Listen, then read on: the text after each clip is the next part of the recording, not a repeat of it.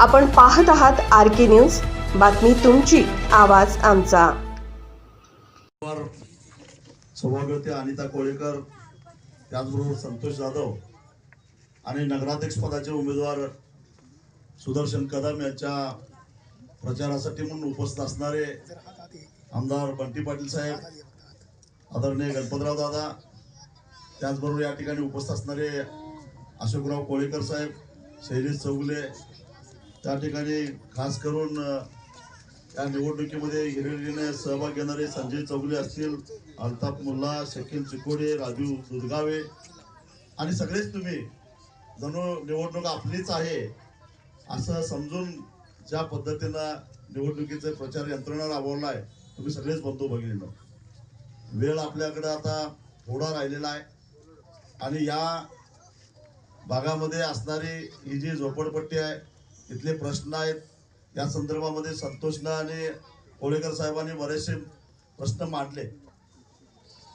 नगरपालिकेच्या माध्यमातून हे प्रश्न मार्गी लावायचा प्रयत्न यापूर्वी झालेला नाही आणि आता या नवीन लोकांना सुदर्शन कदम सारखा एक चांगला हरवणारी, ज्याच्याकडं नगरपालिकेला आणि जयसिंगपूर शहराचा चेहरामोहरा बदलण्याची क्षमता आहे, कुवत आहे, त्यांच्या नेतृत्वाखाली जर का बहुमतानं आपण नगरसेवक निवडून दिले तर निश्चितच चेहरामोहरा बदलू शकतो याची मला खात्री आहे. कारण त्यांच्या पाठीमागे बंटी पाटील साहेब, मी, गणपतराव दादा, माधवराव गाडगे अशी माणसं आहोत आणि तो बदल होऊ शकतो. तो घडवण्यासाठी तुमच्या सगळ्यांचा सहभाग अपेक्षित आहे. तुम्ही सगळ्यांनी त्याच्यामध्ये घाला. खरं तर हे एवढ्या समस्या झालेल्या आहेत. खरं प्रॉपर्टी कार्डाचा प्रश्न आहे, बाकीचे प्रश्न आहेत, पण त्यांच्या हातनं आश्वासनाशिवाय आपल्याला काही मिळालेलं नाही.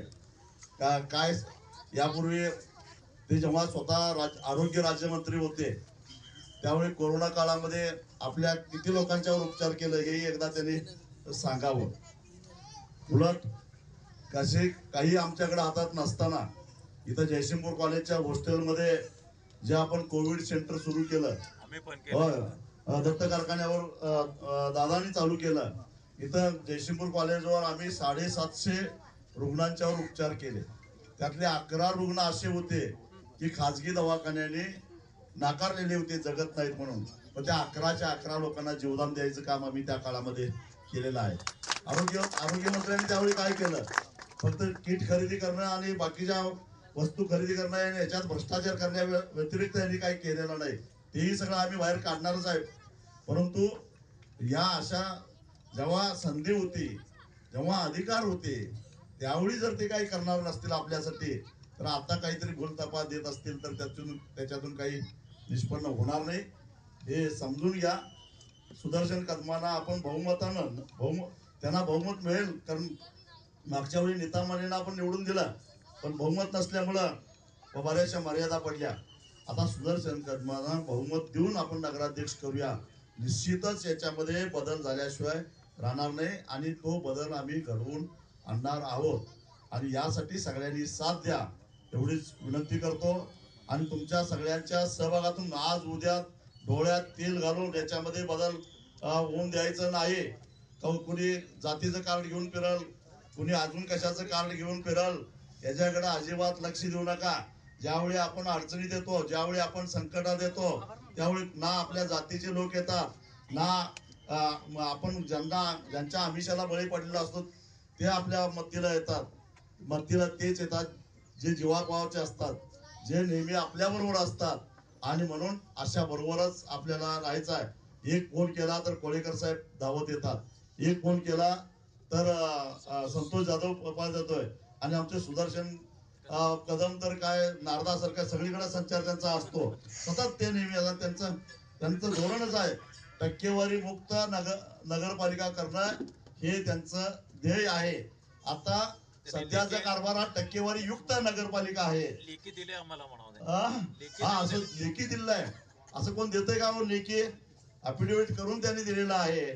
तेव्हा अशा माणसावर जो पूर्वी कधी काळी झोपडपट्टीमध्ये राहिलेला होता, पिगमी गोळा करता करता जयसिंगपूर शहराच्या गल्ली बोळामध्ये फिरलेला आहे, त्यानं जयसिंगपूर शहरातलं दारिद्र्य बघितलेलं आहे, जयसिंगपूर शहरातल्या अडचणी बघितलेल्या आहेत, महिलांच्या समस्या बघितलेल्या आहेत. आणि तो माणूस जेव्हा अधिकार पदावर जाईल तेव्हा निश्चितच तो बदल घडवेल याची मला खात्री आहे.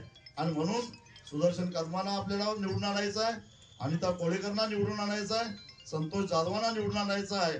आणि त्याचबरोबर बाकीचे जे काही आपल्या जयसिंगपूर शहरामध्ये आपल्या आघाडीचे उमेदवार आहेत ते सगळेच्या सगळे निवडून आणायचे. कारण मगाशीच मी सांगितलं की आपल्याला बहुमताची गरज आहे आणि ते बहुमत तुम्ही मनात आणलं तर सगळेजण आम्हाला देऊ शकताय. मगाशी बंटी पाटील साहेब म्हणाले की त्यांना अनेक वर्ष संधी दिली, आता एकदा संधी आमच्या आघाडीला देऊन बघा की तुम्ही काय करताय, आमच्या आघाडीला जवळ आणून ठेवताय आणि बहुमतापासून 1 किंवा 2 नगरसेवक आम्हाला कमी पडतात आणि मग काय होत नाही. तेव्हा मागच्या वेळी दादा आमच्याबरोबर नव्हते, आता दादा आमच्या बरोबर आहेत, त्यामुळं बेरीज वाढलेली आहे. बाकीचे आहेत ते सगळे आहेत. तेव्हा आता या आत्मविश्वासानं या निवडणुकीला सामोरं जाऊया की ही निवडणूक आम्ही जिंकणार आहोत. आणि ही सुद्धा कशासाठी तर नुसतं निवडणूक जिंकायची नाही, जयसिंगपूर शहरातल्या लोकांना तर चांगला विचार द्यायचा आहेच, पण फुले शाहू आंबेडकरांचे विचार तळागाळामध्ये न्यायचे आहेत आणि ते विचार जिवंत ठेवायचे आहेत. त्यासाठी निवडणूक आहे, लक्षात ठेवा. आणि म्हणून तुम्ही सगळ्यांनी साथ द्या एवढी विनंती करतो आणि थांबतो. धन्यवाद. आर के न्यूज चॅनलला लाईक करा, शेअर करा आणि सबस्क्राईब करा.